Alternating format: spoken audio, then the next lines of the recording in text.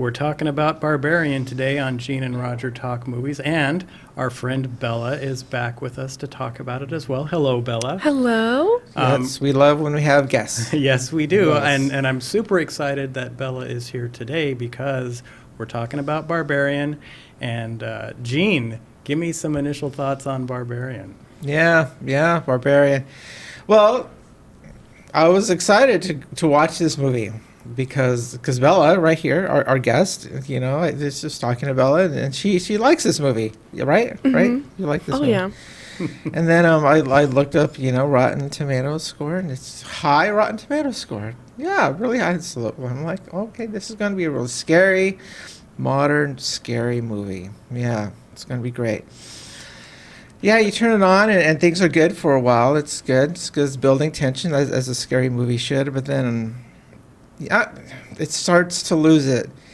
And then about half of the way through, I'm just like, what is going on? And then maybe 3/5 of the way through, it's like, I'm kind of done. I'll finish watching this thing.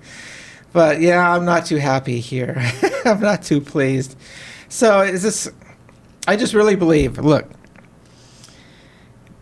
when producers make a movie, they create a universe, and and as an audience, we suspend our disbelief, and we accept that universe that the producers and directors have created. That's the beauty of going to movies. We can be in outer space, we can be in a submarine, we can, be in these crazy lands, we can be on another planet in the future and the past. Things that are impossible for us in our normal lives, and we accept that as part of the movie. But there is one constant that is in all movies, and that's people. People are in all movies, and people are pretty much constant. The human character is pretty much unchanged throughout history. People are, they love their kids. The guys want to be protective and women nurturing, and people behave in certain ways, and when certain people start to act not people like, I start to lose this, and I started to lose it when people just start acting on people like, I just love, I'm just going to go back to this reference. Carmen Electra in the movie Scary Movie. It's the greatest scene, but she's running for her life. Some guy's chasing her with a big knife, and there's a sign that says death, certain death, this way. There's another sign that says safety, this way. And which way does she go? She runs towards the side that says the sign.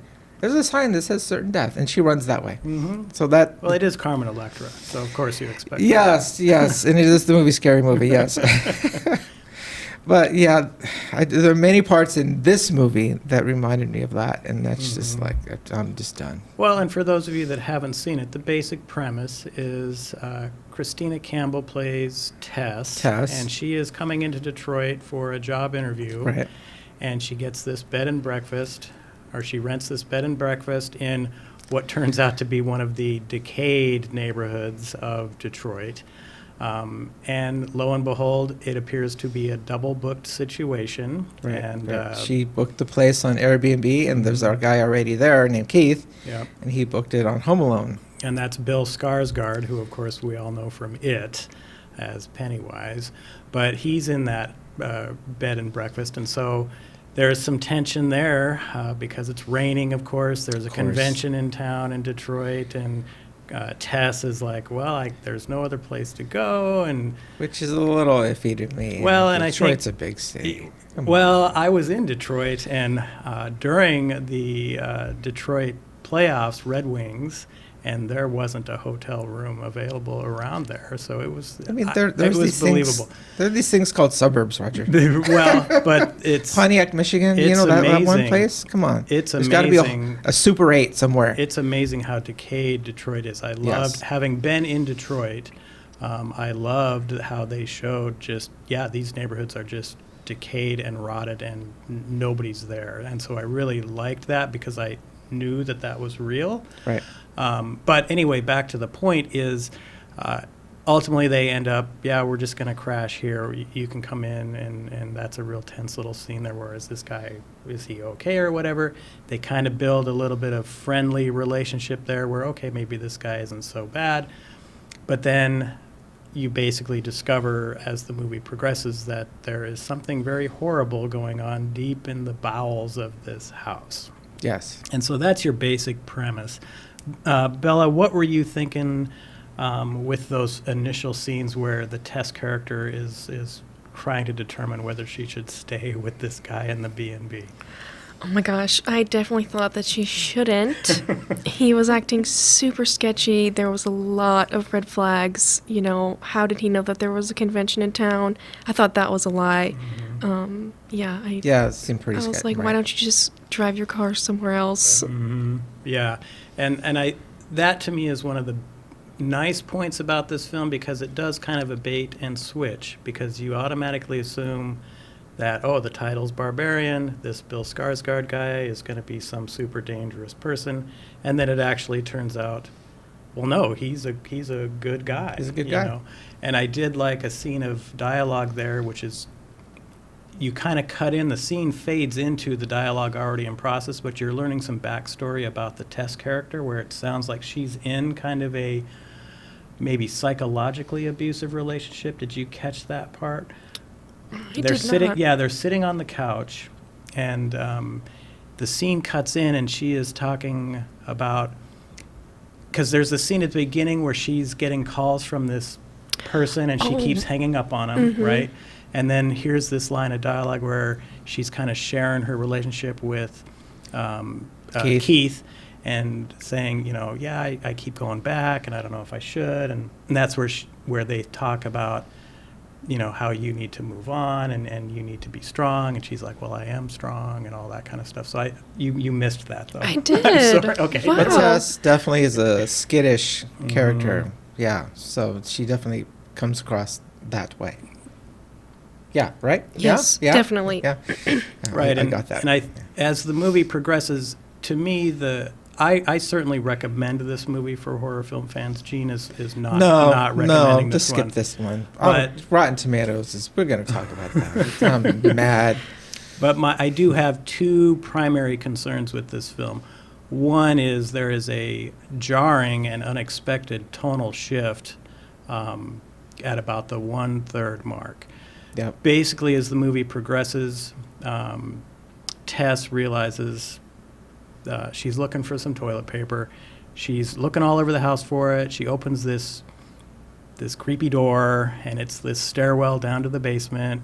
She sees the toilet paper. She walks down to the basement. There's stuff around in the basement. She sees this rope protruding out of the wall. She pulls it, and it reveals this hidden door. This hidden door opens, and there's this dark area back there. And of course, you know, she ends up, well, actually, the first thing she does is like, nope, not going in there. Yeah, that's normal behavior. And that's actually, and that would be normal behavior for her, because she's kind of skittish a little bit, and this has been a strange Detroit. It's a wrecked neighborhood, and the house is nice, but you know, it's Detroit, and you're in a strange neighborhood. This is not where you live. She is behaving the way she should behave by not going in there. Right. And then she constructs this elaborate mirror system, so the lights from the basement shine on the mirror, reflect into the open area. And the reason she's very dark hallway. And the reason she's doing this is this very flimsy door at the top of the stairs has closed on her, and somehow it doesn't allow you to just open the door and get back out. So she's kind of trapped down there. And this happens more than once in this film, where she's trapped in that basement. But anyway, she walks back into this room and discovers this very creepy little room back there. It's actually got electricity running to it, so she can turn the lights on. Very bright light. There's a nasty old mattress on a wire frame bed there. There's a bucket, which I can only guess what that was used for. And then there's an old school VHS camera set up in there. Bella, what did you think when that was happening? Definitely worst case scenario. It was horrible to look at. And then the bloody handprint on the wall. Oh, I right, was yeah. like, "Ugh." Yep. So you Yeah. automatically knew Oh, yeah. nothing Something- positive was happening. in there. Definitely Nothing. not. And did your mind go to that maybe the Keith character, Bill Skarsgård character, was kind of behind that, or did you think No, no? I you didn't think so. Yes. Yeah. Okay. Good. I didn't think so either. And so yeah, because they had set him up as kind of a nice guy by that point. Right. But- Yeah, they had It seems Tess and Keith have commonalities. Like Tess is in town to interview for to help out a documentary film, and then it Mhm. turns out that Keith works for the same kind of like humanitarian organization that the film is going to be about. So they have a connection, Mhm. and so that connection propels them to like a friendship, because Tess arrives and they spend that first night. Keith is on the couch, and they're an easy relationship. But once they Right. find out they have that connection, they become much closer. Right. Yeah, and you just seem that all indications are that Keith is just a regular guy. Right. And so then Tess eventually makes her way back up the stairs. Keith is outside. She's pounding on one of the basement windows, and she throws him the keys eventually, and he lets her out of this basement. But she is basically immediately saying, we're not safe Well, here. Keith, I almost called you Keith, but Roger. I just have to say this one point, and this is kind of the big point where I started to lose it, because she's a naturally skittish kind of person. The door that closed, that locked her in the basement, did not impress me as a particularly Right. solid door. I mean, some doors are really solid, right? Like you go to elementary school and these doors are, solid doors. They latch solidly. But some homes, you go into them and the doors are hollow, Mhm. and they just have, little locks on them. And that's that kind of door. And so I think a determined woman, and Tess is not like a little woman. She's, average size. She's probably 5'4", 130. She's got some strength in her. If she had put all of her energy, she could have knocked that door down Well, without question. yeah, and I think that's what she would have done. and And her not doing that kind of like, what are you doing? yeah, to back up your point, the very first time she kind of kicks at that door, you can clearly see that it wants to break It down. wants to break. Yeah, it clearly is flexing. Yeah, just keep doing that, Tess, and you're through that thing. Right, but I also, Yeah, just pay the damage fee, get out of that house. I'm the guy that spends his entire life watching nothing but horror movies, and so certain things I just give a pass to, and it's like, okay, the director has decided that you can't get out this door. I'm gonna just let it slide. Gene, of course, is much more grounded in reality. See, it's producer director choices. Mhm. Why not have it be much more believable and much more creepy if that is the door closes, like there's some kind of retraction mechanism. The door closes, but yeah, it is one of those doors that is. Mhm. No, you can kick all you want. That thing's not going to open. Like maybe there's like one lock at the bottom, and oh, lo and behold, there's another lock that locks automatically, and then it lets you into a more sinister world. Like who would put that kind of lock on a basement door, in case Right. they're maybe trying to keep people in? Well, and there's going to be a number of different times during this podcast where both Gene and I talk about how this movie could have been done better. But I am going to give it a pass on its little door thing, because it's the only way we can propel Yeah. the continuation of the horror. Yeah. Well, what did you think about? I know we're talking about a door, but what did you think about that? I thought it was like a big deal. I didn't think it was a big deal. I did think it was annoying. Like, she could have, if she really wanted to. Like, she broke that window open. She could have probably kicked down the flimsy door. Mhm. But what are you going to do? Okay. Gotta okay. have the horror, Mhm. Okay.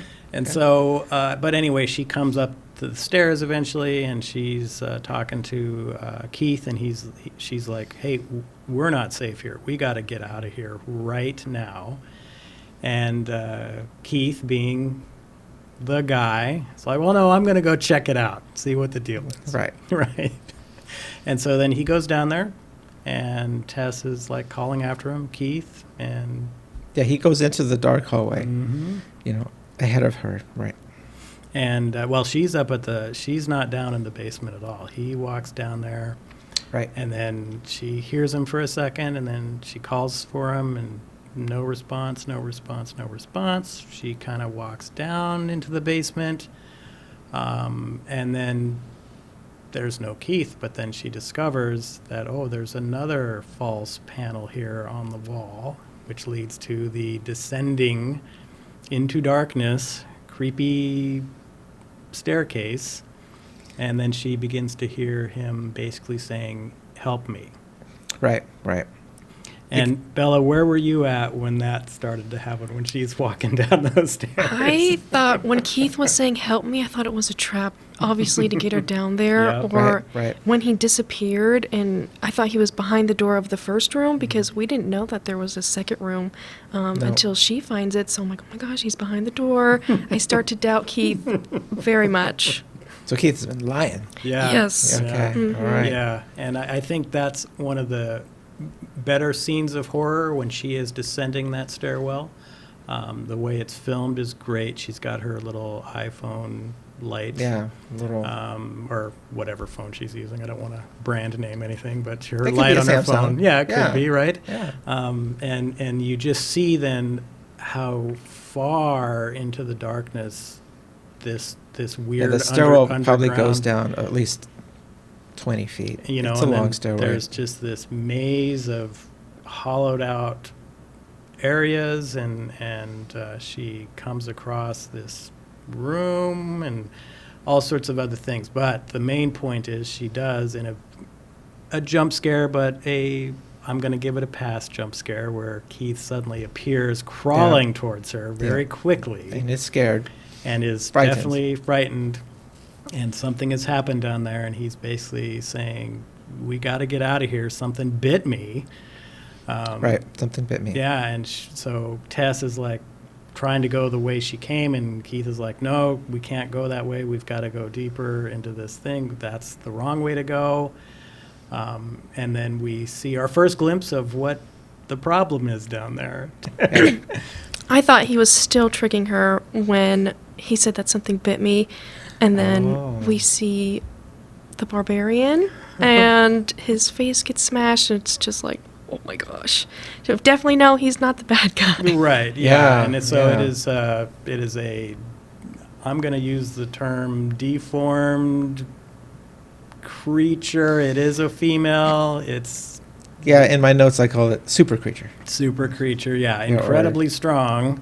or mother. Mother. Yeah. It's a motherly figure, as you'll find out as the film goes along. But of course, then Tess begins to run. Or no, not begins. Well, attempts to run. Right. There's a nice close-up of the creature screaming, towering over her. Yeah. And then here's my main problem with this film. Right there at that point, Right, I agree. we get a massive tonal shift. So the film essentially stops right there, and now we are in Southern California, I'm guessing. It's nice and bright out. It's some wacky little song is playing, and then we are introduced to the Justin Long character driving AJ driving his Porsche or whatever he's Convertible Fiat driving, whatever down it is. Pacific Coast Highway. It's a beautiful day. Not a care in the world. It's just like, what? What just happened? Right, what has just happened? And then as this Justin Long story plays out, he's apparently some sort of producer, and he's got a pilot that's trying to get picked up, and he gets this phone call, and it's his agent or some studio bigwigs or whatever, and he has now been accused of raping, I guess, the lead actress Right. for the show, and so he's off the show, and the lead actress is it's gonna be out in Variety now that he's this bad guy, Yeah. this whole story, and It's a lawsuit. Yeah, and all It's this. huge. and so my problem, and the Justin Long character is all about this storyline right here. He owns the house that Tess and Keith were staying in. Right. Because of his upcoming, soon to be a huge legal battle, he's got to liquidate to get funds. And so he ultimately ends up in that in Detroit in that house. Yeah, he leaves Los Angeles, flies to Mhm. Detroit, And trying there's to maybe get the house ready for sale. right, and my main problem with the Justin Long character, and I don't like to be directly preached to in a film, unless it's a documentary where you're expecting that, but something like this character is automatically someone you don't like because of what he's accused of, and then as his behavior continues throughout the rest of the film, you don't like him. When you don't like a character, it's hard to have horror occur to them because you really want, as an audience, you want the horror Yeah, Justin to occur is, to them. or yeah, AJ is. Why did I say Justin? Well, it's Justin Long. Oh yeah, exactly. Thank you. But AJ character, stay in character. But yeah, no. At first he's driving down the highway. At first the Rogers phrase, a tonal shift. It's like what? It kind of shocks you. I don't know. What do you think about that? It's like you're in the high tension. You know, Tess is being captured by this super creature, and all of a sudden we're driving down PCH. Here in Yeah, the world. I thought it was a good Convertible time car? to take a breath. Oh, Just okay. relax. Like it Oh, was a okay. good Oh. break between holding my breath and wondering what's going to happen. It's like, Oh, sunny well, day, yeah. nice music. Well, I appreciate you saying that. That's a great I mean, perspective. I like that. Yeah, I like that. It's never good. watched The Witch. I have. Okay. There's no breaks in that one. No, there's not. It just builds all the way to the end. Mhm.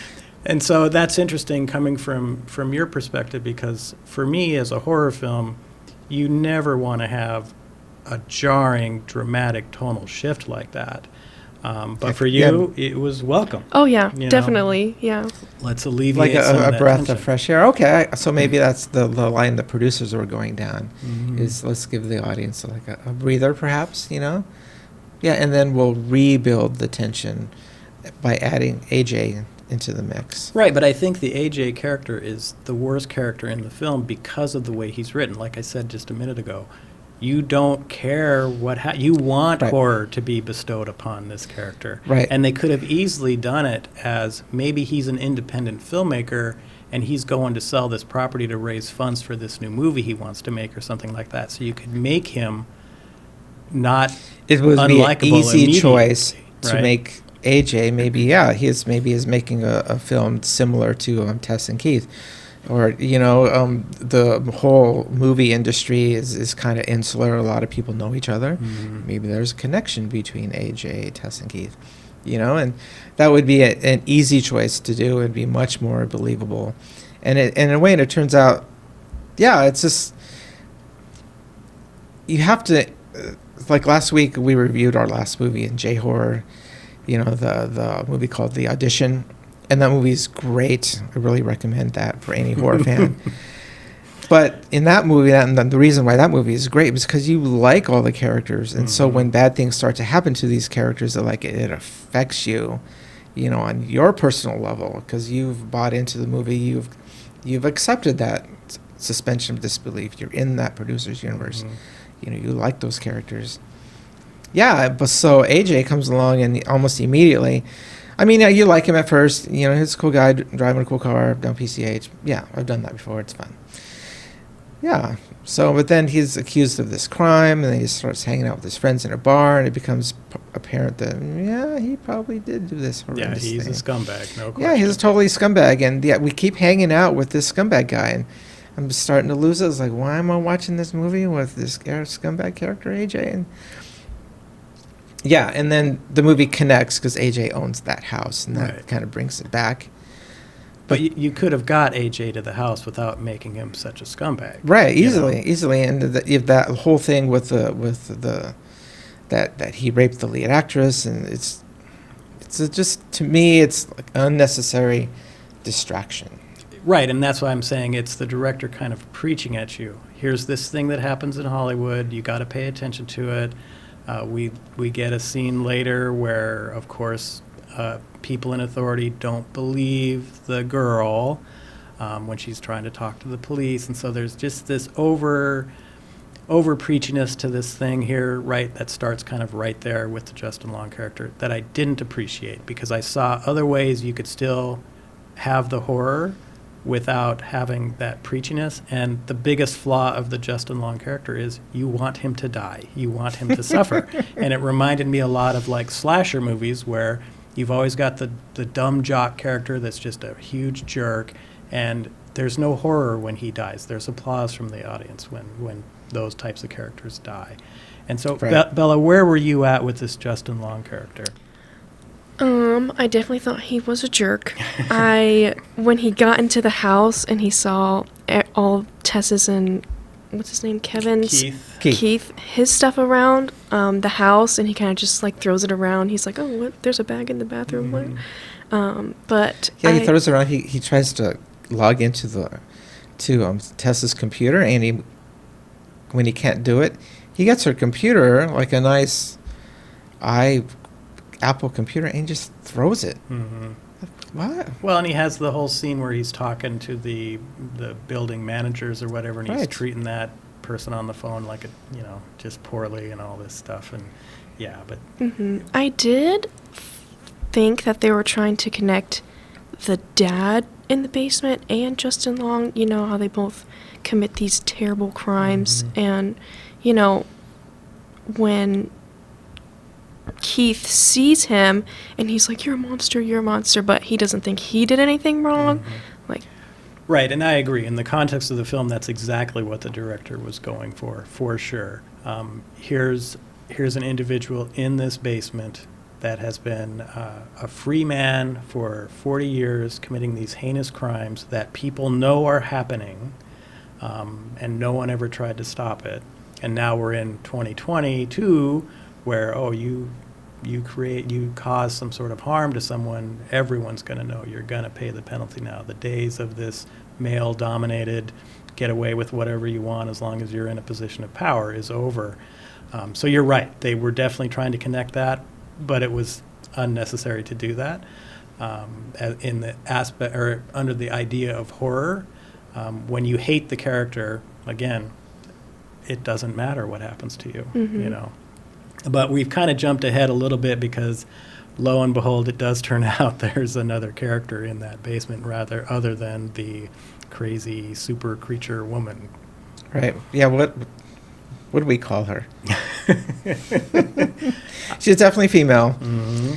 But again, another thing that kind of like blows it for me is that this creature somehow is imbued with superpowers. Yeah. It's incredibly strong. So it made me think of other movies.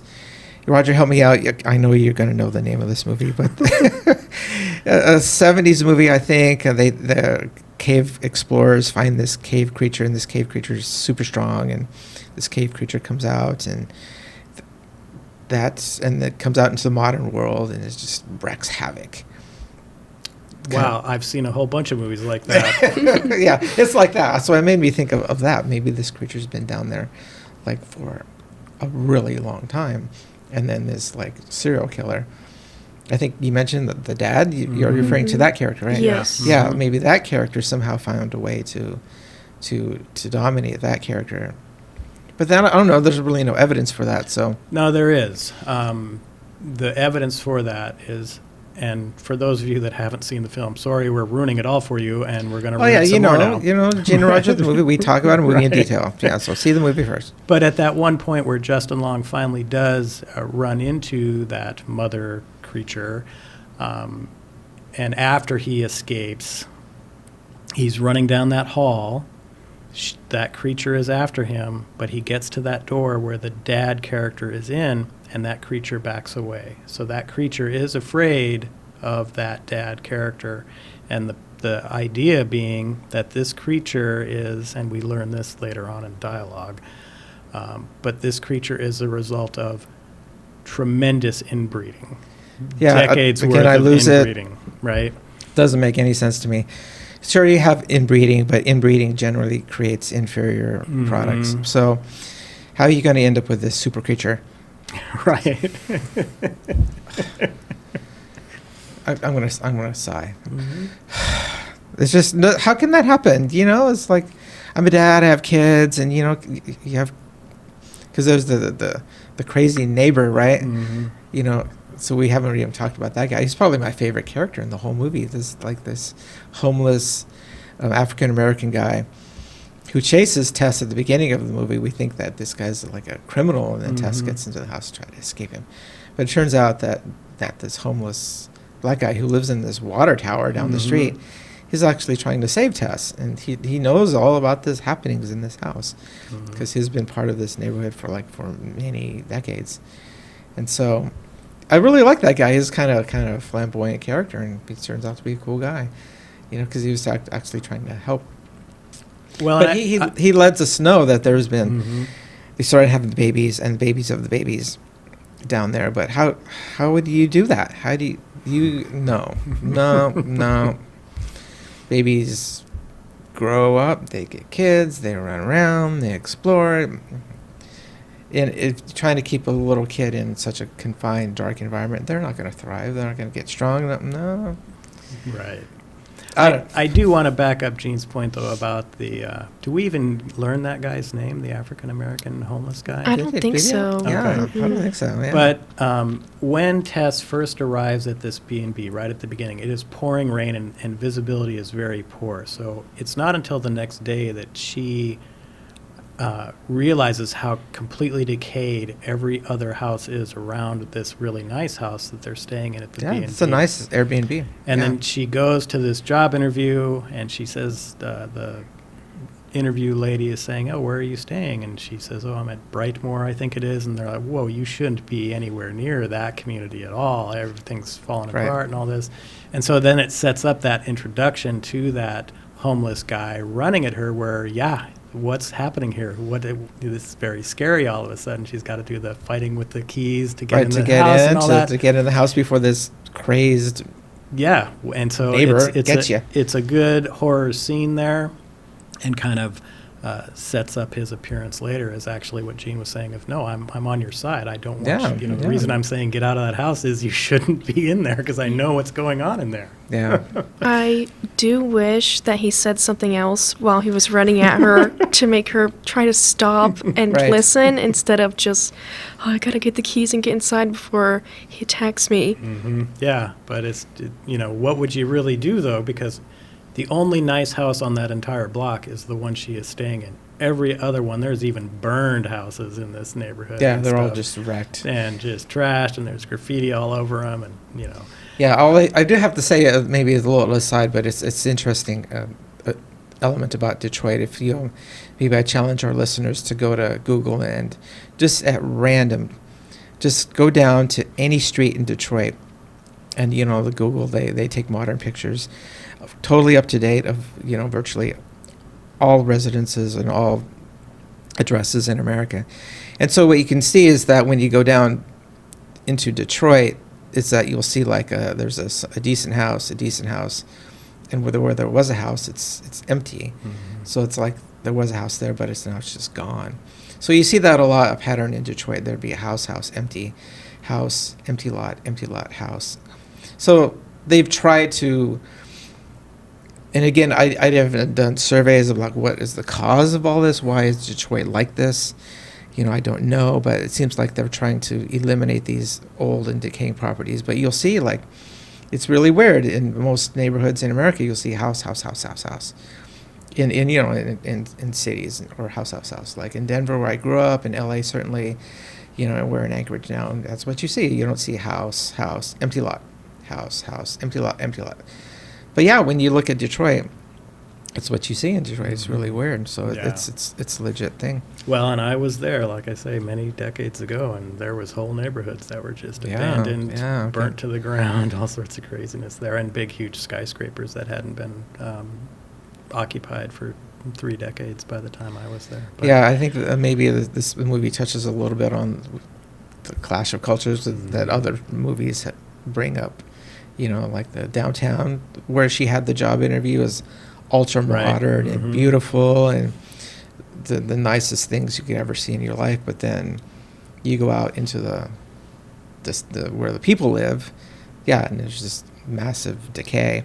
And certainly maybe that the household embodies that, is that the house up on top is super nice, but then there are elements as you go down, they're incredibly decayed. Mm-hmm. You know, so Yeah, absolutely. You're right on with that assessment. That's exactly, I think, what the director was trying to do there. We did jump ahead a little bit. Let's jump back a tiny bit because there are some scenes of gross out horror that happen. Justin Long we eventually skipped those. Yeah. eventually goes down, and he's trying to sell the house and get the house ready for sale. And this is somewhat of a humorous sequence where he does discover this corridor and this other room because he's then measuring it out so he can hopefully add the additional square footage onto the sale price. I gotta sigh again. It's just, even though AJ is a complete jerk, Mm-hmm. I mean, he finds that torture room, right? What else could it be? Right. And what does he do? He pulls out a tape measure and he starts measuring it. And then he goes online and sees if he could add the square footage of that room he just discovered onto his house value. Mm-hmm. It's like nobody acts like that. People don't act like that. Right. No. Well, and then especially he continues to do it once he Right. finds the creepy stairwell to nowhere I mean, or to the other right, corridors. the creepy stairway leading to, yeah. Mm-hmm. And he pulls out the tape measure and starts to measure that. Measure it's there.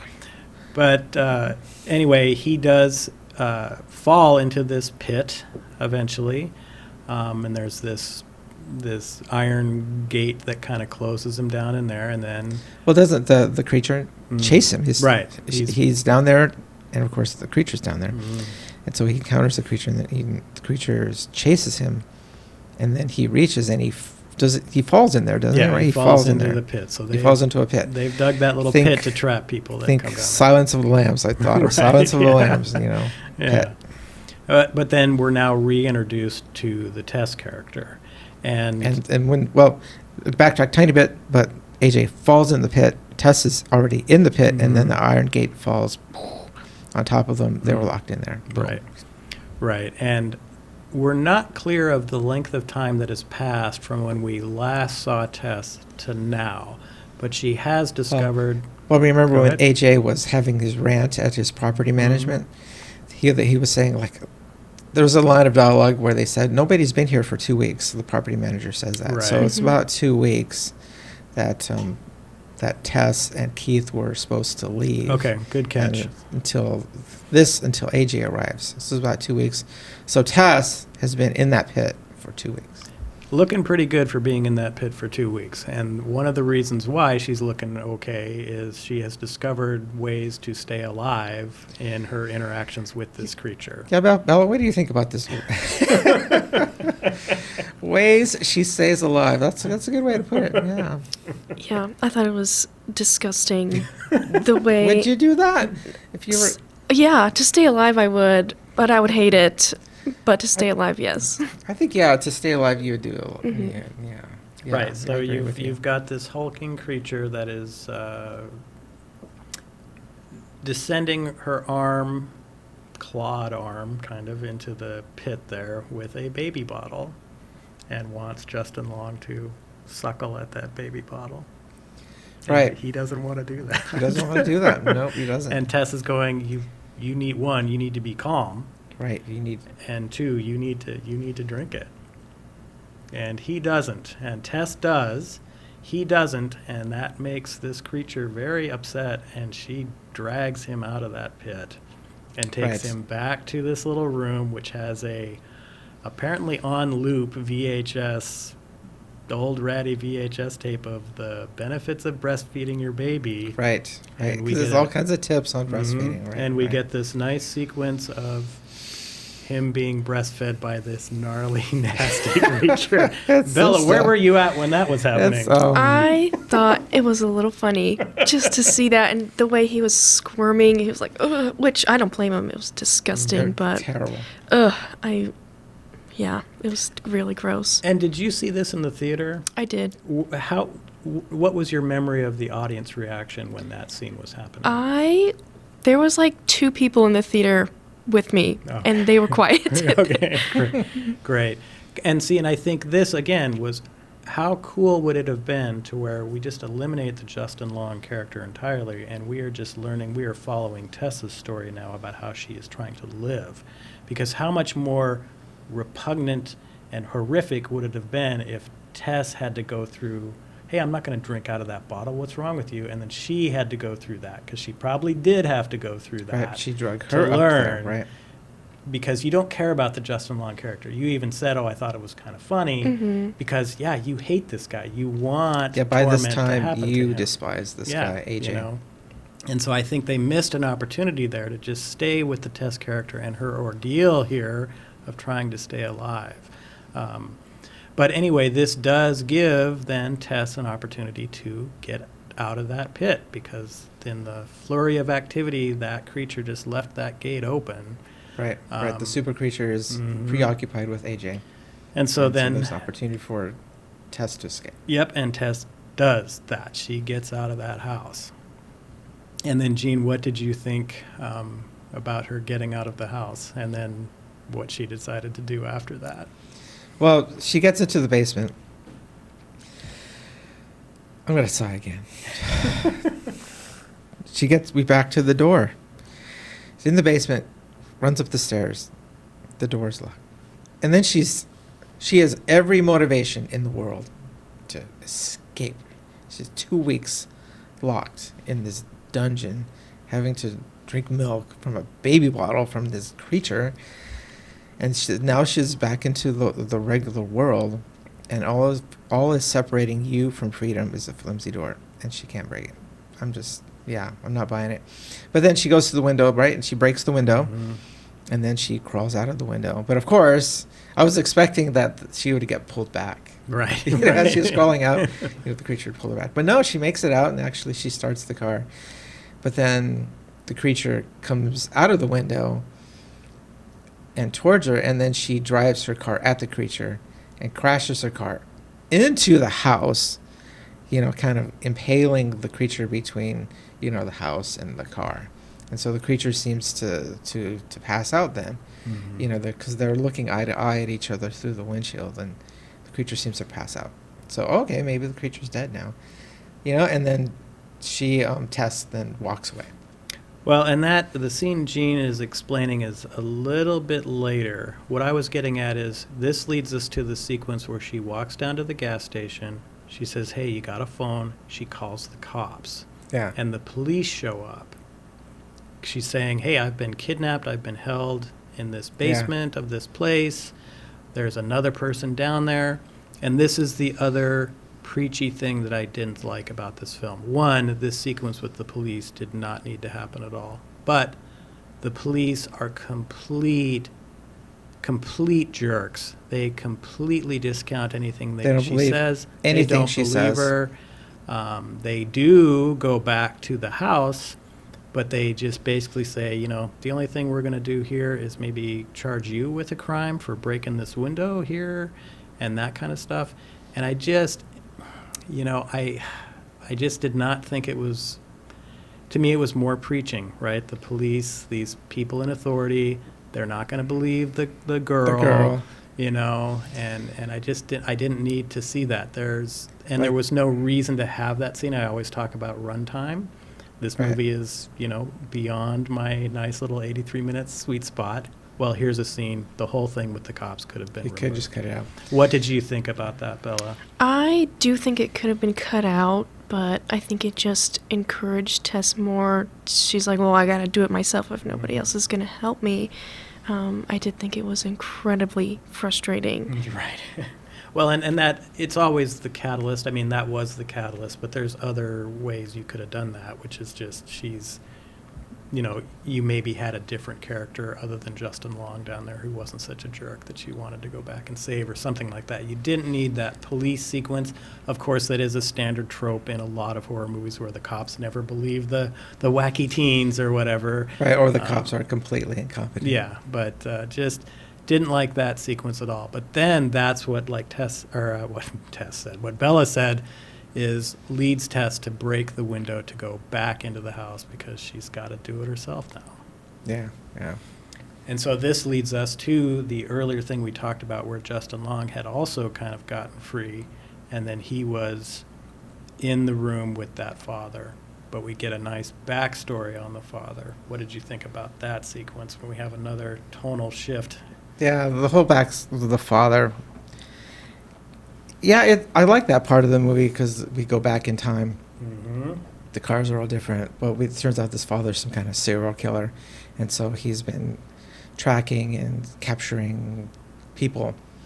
It looks like mostly women, and that's the torture room. And so he's created all these videotapes of using that camera as he's tortured his victims. And so, yeah, AJ, as he's exploring down there, he finds this room, has seemingly a conversation with this person.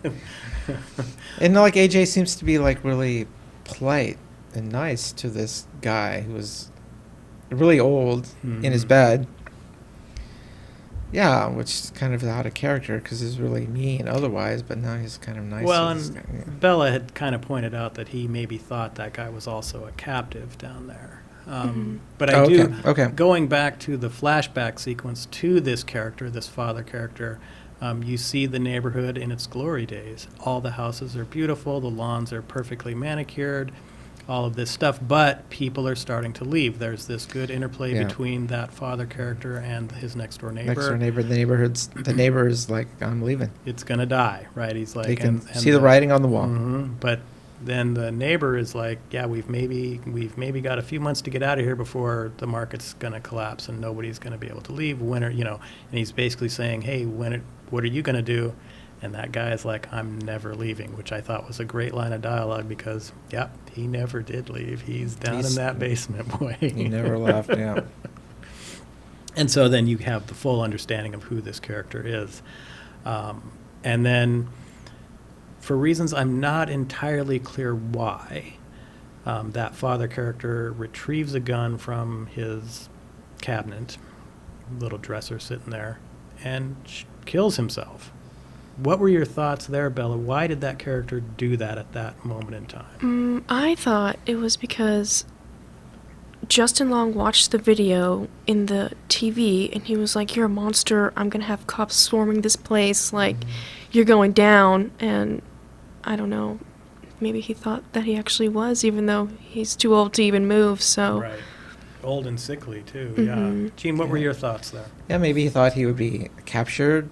He'd be exposed to, public humiliation. But I would think he'd be way beyond that at this time. Yeah. Him killing himself. Because he pulled out the gun. I just thought he was going to shoot AJ. Yeah. Yeah, because AJ was. Yeah. So, but then he kills himself. But maybe, who's to say? Maybe he was. Again, now we kind of enter the point where we're kind of speculating. There's no real textual or thematic or film evidence to back this up. But maybe the father figure was maybe sickly or he was in pain, and so maybe, but he couldn't get out of bed because he had AJ move the nightstand over, and then the father figure reached over, opened the drawer, pulled the gun out. So maybe he couldn't physically get out of his bed. So when the nightstand was brought over to him, it allowed him to use the gun to kill himself. Maybe he's been thinking about it for a long time. I was thinking maybe he's in chronic pain and, he just wants it to be over. Well, and my thought, and it kind of plays off of what Bella just said too, everyone can be the tough, strong guy when nobody knows what it is you're really doing. And because Justin Long's character AJ looked at that video and kind of then exposed this person, I now know what you really are, that led him to maybe, I'm just going to end it now then because I've been found out. There's no more mystery. Now I would have to face the thing kind of like AJ where I'm this bad guy and now that's starting to come out, kind of your Harvey Weinstein kind of thing, right? Right, you have to face justice. And you've got to face it now, what you've done. You thought nobody knew what you were doing. Now somebody does know. They've got the proof that they know this, and that's why he did that. But again, so you're saying there's parallels between the AJ character and the father. Oh yeah, no, I can buy that. That's for sure. Yeah. But then this leads us to another scene that I kind of hate. AJ is now trying to. Well, that leads to the car thing that Gene was talking about, where the mother creature appears to be killed or incapacitated by the car. And so Tess then heads back down into that basement area, the caverns and all that. and you see this. She sees this light, and Yeah, she's looking for AJ. Mhm. Yeah. And of course, she sees this light. It's a flashlight or something, and then But doesn't she have a flashlight too? and then she gets shot by AJ. Yeah. But doesn't she have a light? I don't recall if she. I think doesn't? she does. No, she does because she's shaking it because Right, yeah, it's not operating, working all flashlights, right? batteries. Yeah, and so she has a light, but then AJ shoots her. And Yeah. it's like again, another one. Why would AJ shoot her? Clearly, it's somebody with a flashlight. It's not the creature, because the creature lives there and doesn't use a flashlight. So why would Yeah, you shoot her? and so and I think it's just toxic. And then she's talking, right? Isn't she calling out to him? or- No, that was the problem with that is she wasn't saying anything. She just gets popped. And Okay. to me, they had set up the AJ character as kind of, as long as I'm in control and powerful and all this, I'm good. But the second I'm under any stress at all, because remember, he fumbled that knife the first time the mother creature kind of maybe showed up. He fumbles the gun later on, all this stuff. So he's not as rough and tough and powerful no, as not he at likes all. to think he is. Not And at so all. he's really just this scared guy. And so he shoots her, but my problem with him shooting her is, my God, couldn't you have just done like a grazing wound? He shoots her right through the abdomen. Yeah. And you assume, I assumed she was dead, and maybe that's the end of our film, But no, it's not the end of the film. She's somehow not completely bleeding out, even though you're going to be bleeding out on that one. Yeah. When you get stomach wounds like that, I mean, your liver's there. It's very vascular. Yeah, you're not going to last too long. Right, but they get out of the house, realize then that the creature that Tess had smashed into the house with the car is no longer on the car anymore. No, yeah, creature's gone. Right, standard horror movie trope there. But then that's where Gene's favorite character makes an appearance again. Yeah, the neighbor. Right, he comes in, and we're reunited with him, and then but he's coherent and talking, and we realize, oh, yeah, he's actually a source of safety. Right, he gets them into his little hideaway, or he believes it's a hideaway anyway. And then this is where you get a lot of the backstory on Right. what this creature is, where it's this multi-generational inbred thing that comes out at night to hunt and has been down there for a long time and all this other stuff. Yeah, Bella, I don't know. Do you have any? Maybe you caught something that we didn't, that would lead to believe that this creature, why it's so strong, or it's. She is shaking her head. No, I had no idea. I just thought it was because of the traits that all the other women had. A copy of a copy makes a superhuman. I didn't really think too much about it. Okay. That's actually, I thought maybe I'll we- accept that. Yeah, it's just I'm not. Yeah. But we get, a lot of backstory on the creature, but then we also get a whole Justin Long confessional where he's like, well, maybe I'm a bad guy. Am I a bad guy, or am I a good guy that just did a bad thing, and blah, blah, blah. And, of course, Tess and the other guy have no idea what he's rambling on. Yeah, and by this time, I don't really care. Right. I don't really care, AJ, what you're saying. I don't Mhm. like you. Yeah. Why are you even in this movie still? Well, and we know why he's in the movie, because he's got to do one more bad, terrible thing, Yeah, or at yeah. least, We got to learn more about AJ, which I Mhm. don't really care because we don't like him. Right, and so the hilarious part in this sequence, though, is the homeless guy is talking about how he's been staying here for This is 15 years. This is funny. And What did you think? Well, what part we're getting to, right? Mhm. Yeah. and yeah. it's like, this place is perfectly safe, blah, blah, blah. And basically, the second he says, I think it was safe, I've been here 20 years. That's I'm right. perfectly safe. She never comes in here. she comes busting Boom. through there. She breaks through cinder block concrete wall, like explodes through it. Like nothing's ever happened. Mhm. She's Cape Crusader, blows through there. poor, homeless, African American guy. She kills him, right? Right. Well, she rips his arm off and then oh, that's starts right. beating him with it. She rips his arm off. That's right.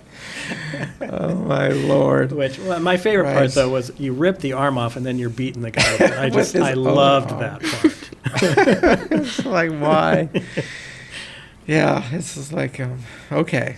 Yeah, And so anyway, it's not that, horror anymore. Yeah, and so then Tess You were- and AJ run out of there, and they start running up the stairs of this.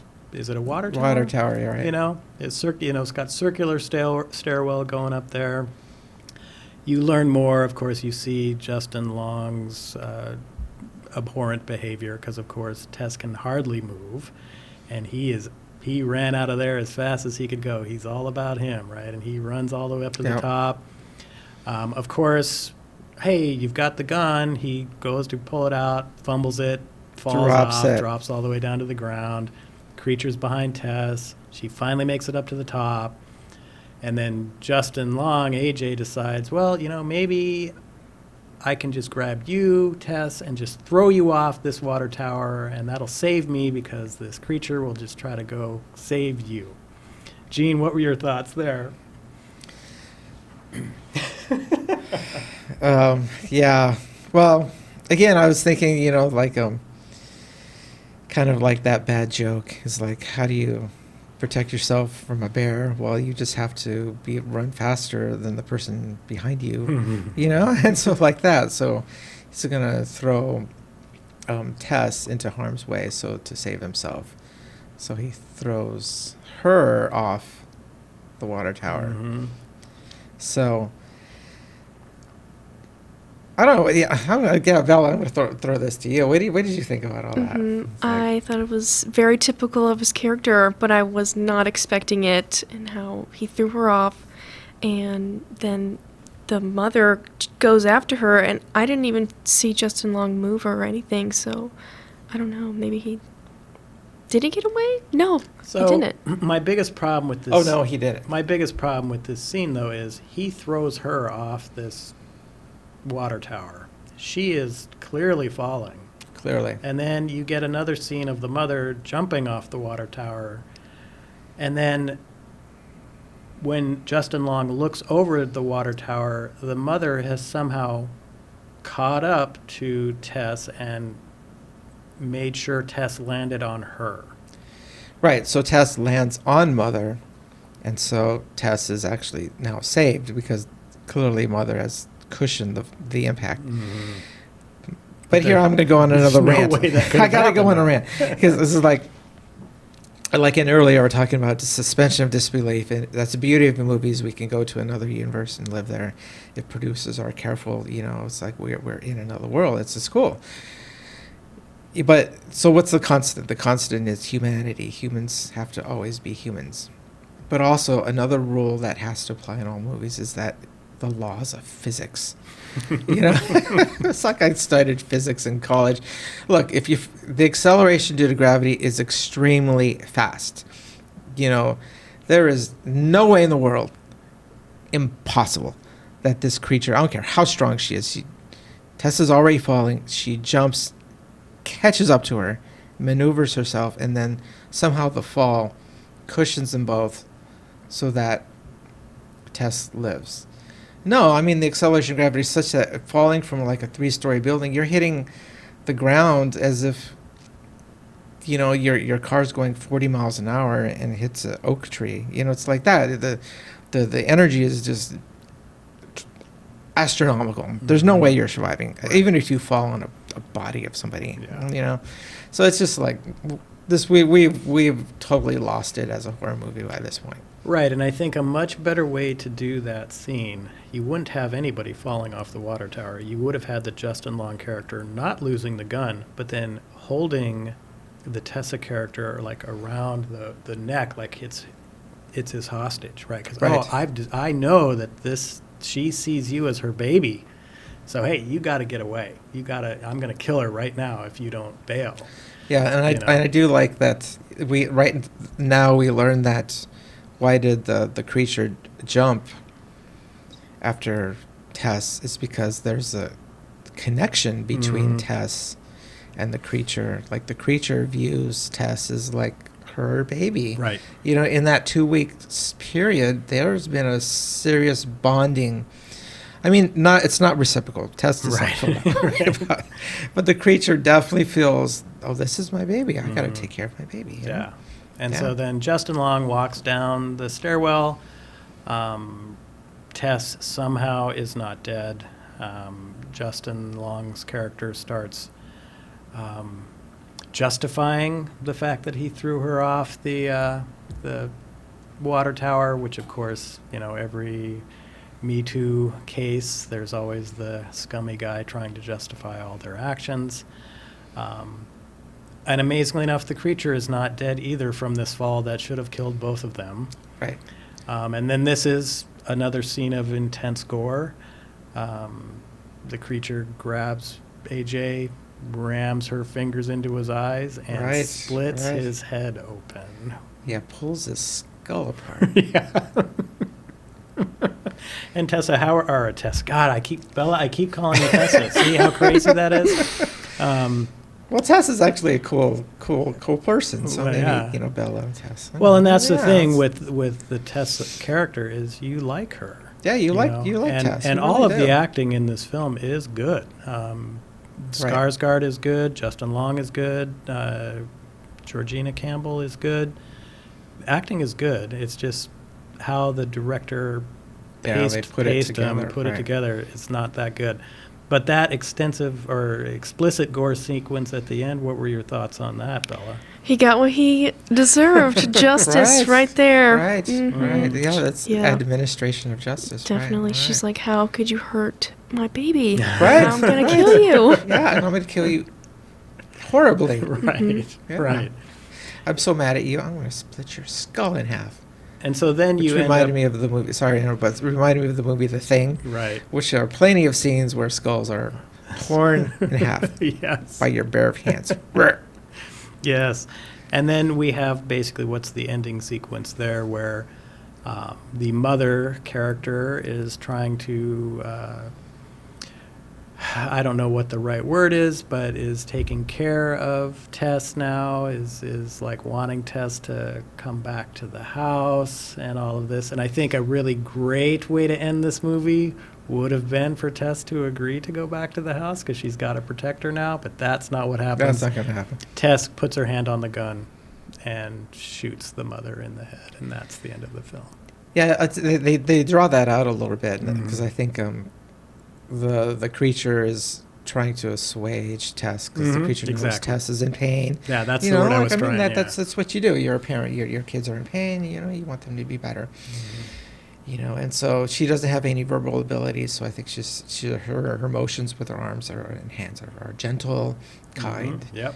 as opposed to what just happened with AJ. Right. So yeah, she's gentle and kind, but then, you know, Tessa reaches up slowly with the gun and puts the gun to the creature's, skull, and I think the creature kind of knows what's happening, and then the creature kind of accepts it. Mm-hmm. Yeah. Like maybe this has been going on too long for me too. Right. In the same way that the father, right? Mhm. The father Mhm. character. Yeah. And that's the end of the film.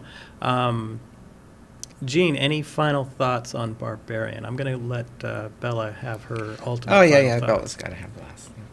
But I just walked into the movie, like with super high expectations, especially last week. Watching the audition. It's a great movie. Again, I've said it already. But then, so I'm expecting Barbarian to be great too, and then it's just like. But again, I'm going to go back to like movies. You construct this universe, but you got to be consistent within the universe that you build. And when you start to not be consistent within the universe you've constructed as a producer, director, writer, then I think you start to lose audience members. And they start doing it with this. Maybe from my perspective, I see things, I think Bella, you already indicated that, like the big tonal shift, where for me it was like, wow, what's going on? It's like, I didn't like it, but you like that part. Mm-hmm. Yeah, and so, so different perspectives play into that. But I really think that when you're not consistent in the world you've built, you start losing people. Yeah. So, Gene, definitely not recommending it. Bella, where are you at with this one? I definitely recommend it. I first saw it. I didn't see any of the previews. I didn't see any trailers, so I didn't know what I was going to get into. I watched in theaters. I was in shock the whole time. It was suspenseful, but as I watched it again and again, I started to think more logically, like, how is the old man staying alive? Where are all the bodies, you know? So I see where you're coming from with that, definitely. Okay. Yeah, and I definitely am on Bella's side on this one. I would certainly recommend it. Is it anywhere in the league of a movie like Audition? Of course not. And, don't watch Audition and then have this as a double feature, with this being the second one. But as far as a movie that does what it says it's gonna do, it's gonna be creepy and scary and stuff, you can do it. It'll be fine. I just have problems with some of those tonal shifts and kind of the social justice preachiness that can sometimes come in. But other than that, it's worth a shot. And, regardless of what we say, it's okay if you hate it. It's okay if you like it. So, Gene, next week, we're doing something different, I understand. Yeah, we're doing something different. We're watching, Netflix has a limited series called Wednesday, based on the Addams Family character, the girl, the teen girl Wednesday. Mm-hmm. So they started a series, and so we're going to review the first 2 episodes of that, and we're also going to have another guest. Right, we're going to have our friend Ivana on. She is not a horror film fan at all, and so we were asking her what we could do, and she said, well, I watched Wednesday. That scared the hell out of me. So we'll have her on. She's one of our friends, but she's going to be leaving state, so we wanted to get her on the podcast before she goes. Yeah. But then Wednesday, the Netflix show, I do have to say, is like, I think there's certain elements that have to be present for horror to exist. And, the show Wednesday on Netflix, those elements are present. Great. Deformation, gross deformation of the human form, definitely happens in that show. Mm-hmm. There's things that make you kind of, think about your choices, and, things that maybe leave you a little creepy. Let's not spoil next week's episode. Well, I'm just saying that. I think it has horror elements. Okay, good. Yeah. Well, and it's directed by Tim Burton, I think, It's that Tim first Burton. episode or whatever, at least. So, Bella, thanks so much for joining us again. Mm-hmm. We definitely are happy that Bella was here, because we kind of let her know that Jean didn't like this, and so she was like, well, dang it, I'm going to come there then and defend my little film, Definitely, Barbarian. yeah. So anytime this happens again, we'll have Bella back. And Jean, that's it. That's all we got. So we'll catch you the next time. All right, later. Bye-bye.